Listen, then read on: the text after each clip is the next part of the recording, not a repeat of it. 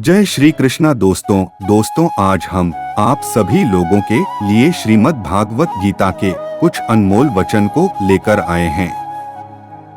तो आप लोग से निवेदन है कि इस वीडियो को बिना कट किए हुए लास्ट तक देखिएगा। तो चलिए शुरू करते हैं। श्रीमद् भागवत गीता में भगवान कृष्ण के उपदेशों का वर्णन है, जिसमें मनुष्य को जीवन, कर्म, ध्यान, शांति, सत्य, योग और सफलता के बारे में सभी महत्वपूर्ण विषयों को गहराई से जानने को मिलता है। जो ज्ञान किसी भी मनुष्य के जीवन में बहुत उपयोगी सिद्ध होता है। श्रीमद् भागवत गीता में भगवान श्री कृष्ण ने अपने शिष्य अर्जुन को कुरुक्षेत्र में न केवल ज्ञान की बातें बताई, उसके साथ ही जीवन जीने की कलाओं के बारे में भी बताया है। इस वीडियो के माध्यम से हम भगवान श्री कृष्ण के उपदेशों के बारे में जानेंगे, जो कि हर मनुष्य के लिए प्रेरणा स्रोत का कारण होता है। भगवान श्री कृष्ण ने महाभारत युद्ध के दौरान गीता के ये उपदेश अपने प्रिय शिष्य अर्जुन को दिए थे। गीता में दिए उपदेश आज भी उतने ही प्रासंगिक हैं और मनुष्य को जीवन जीने की सही राह दिखाते हैं। श्री कृष्ण के उपदेश हमें धर्म के मार्ग पर चलते हुए अच्छे कर्म करने की शिक्षा देते हैं। तो चलिए दोस्तों शुरू करते हैं। कर्म किए जाओ, फल की चिंता मत करो।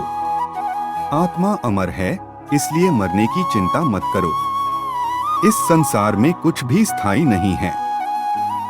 नरक के 3 द्वार हैं, काम, क्रोध और लोभ। मौन सबसे अच्छा उत्तर है किसी ऐसे व्यक्ति के लिए जो आपके शब्दों को महत्व नहीं देता। आत्मा का अंतिम लक्ष्य परमात्मा में मिल जाना होता है। धर्म केवल कर्म से होता है, कर्म के बिना धर्म की कोई परिभाषा ही नहीं है।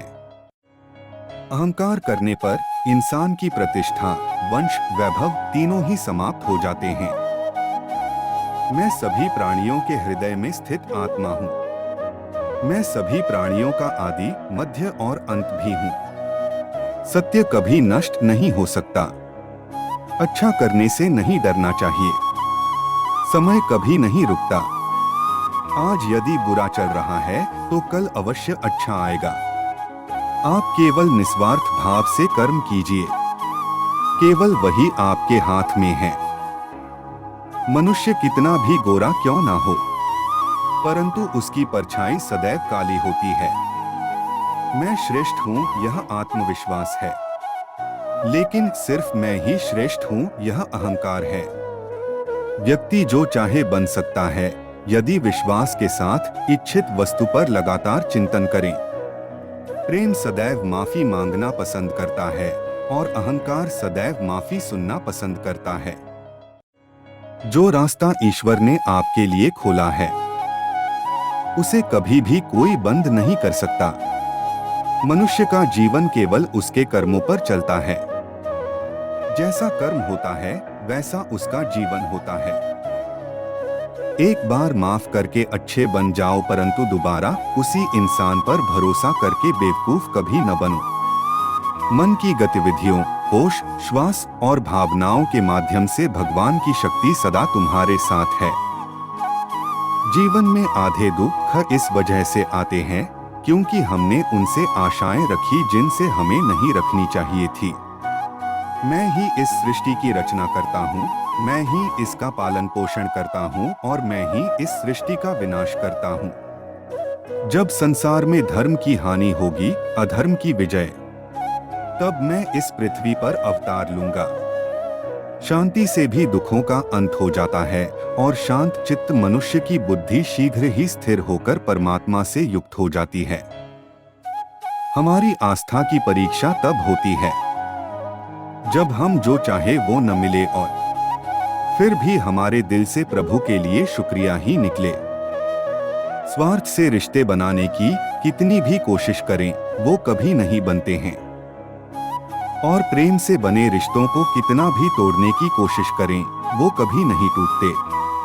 अगर व्यक्ति शिक्षा से पहले संस्कार, व्यापार से पहले व्यवहार और भगवान से पहले माता पिता को पहचान ले तो जिंदगी में कभी कोई कठिनाई नहीं आएगी।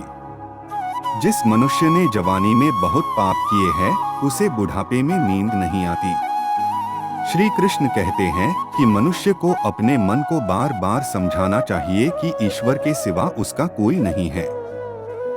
परिवर्तन इस संसार का नियम है। कल जो किसी और का था, आज वो तुम्हारा है एवं कल वो किसी और का होगा।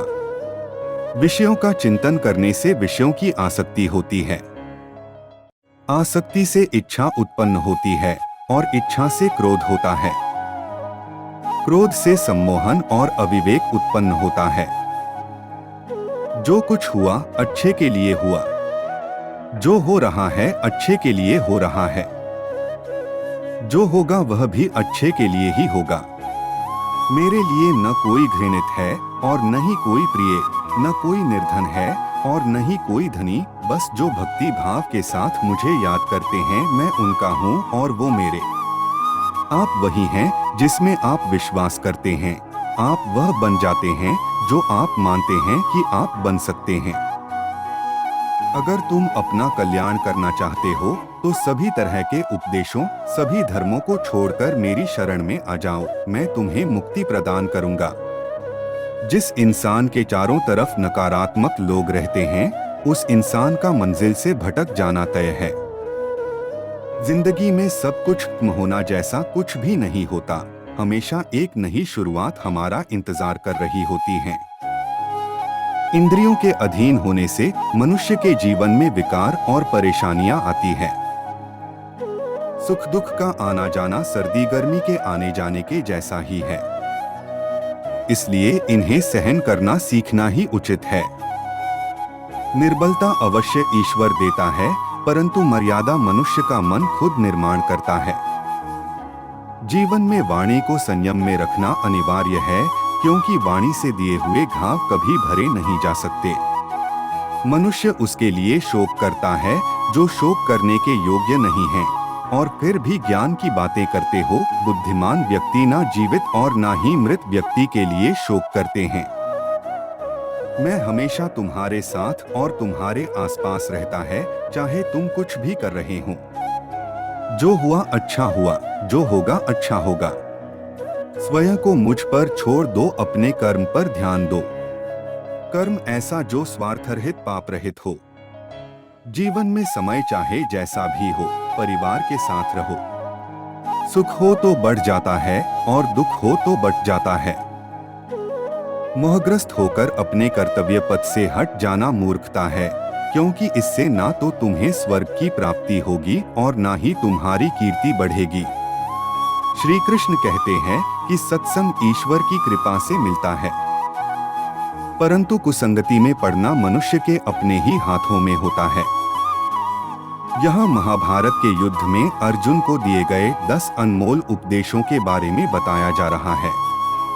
कर्म का फल व्यक्ति को उसी तरह ढूंढ लेता है जैसे कोई बछड़ा सैकड़ों गायों के बीच अपनी मां को ढूंढ लेता है। इस संसार में कुछ भी स्थायी नहीं है। मैं सभी जीवों में विद्यमान हूँ। मैं चींटी में भी विद्यमान हूँ और हाथी में भी विद्यमान हूँ। मेरे भी कई जन्म हो चुके हैं, तुम्हारे भी कई जन्म हो चुके हैं। ना तो मेरा अंतिम जन्म है और ना यह तुम्हारा अंतिम जन्म है। मेरे भी कई जन्म हो चुके हैं, तुम्हारे भी कई जन्म हो चुके हैं। ना तो मेरा अंतिम जन्म है और ना यह तुम्हारा अंतिम जन्म है।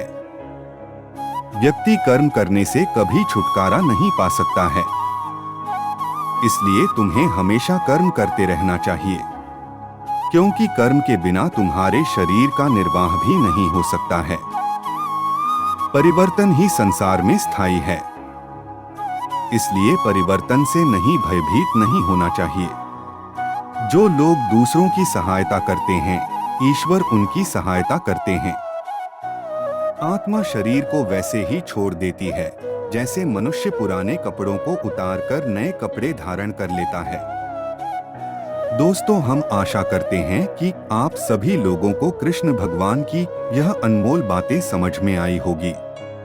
अगर अच्छे समझ आई हो तो इस फैमिली के साथ दोस्तों के साथ शेयर जरूर करिएगा और सब्सक्राइब लाइक जरूर करिएगा। धन्यवाद।